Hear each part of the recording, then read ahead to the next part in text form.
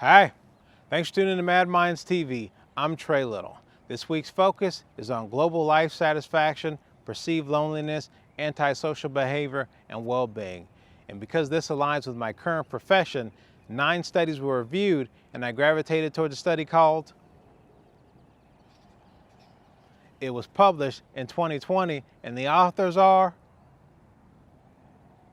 I'm paraphrasing from here, and the reference is below the video. The study starts off discussing global life satisfaction and well-being and how that can impact perceived loneliness and antisocial behavior. And to get a better understanding of this, the authors survey 81 people to get information on their perceived loneliness and how that affects antisocial behavior.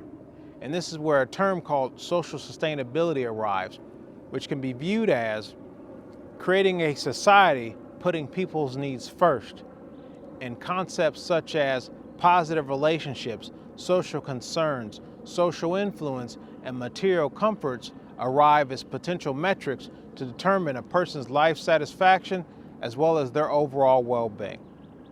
The study then provides the materials, the method, and the hypothesis, and this is where the framework for global life satisfaction comes into play, which looks at global life satisfaction, it looks at perceived loneliness, and it looks at antisocial behavior.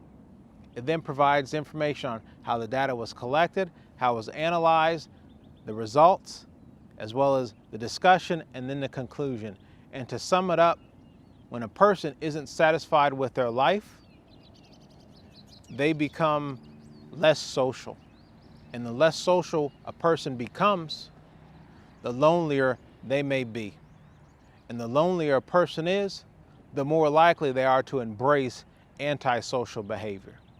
But the authors do point out that if a person wants to go from antisocial to pro-social, it may benefit that person to find environments with like-minded people where you can build positive connections and create social influence, because that can take a person from antisocial to pro-social and improve the overall human experience. However, this is how I interpreted the study. Do me a favor, you read it and let me know if you interpreted it differently than I. Now, this is where a question comes into play, and hopefully we can answer it together. And definitely feel free to leave comments. What comes first? Is a person lonely, and then when they're lonely, they become unsatisfied with their life? Or does a person become unsatisfied with their life first, and then they become lonely?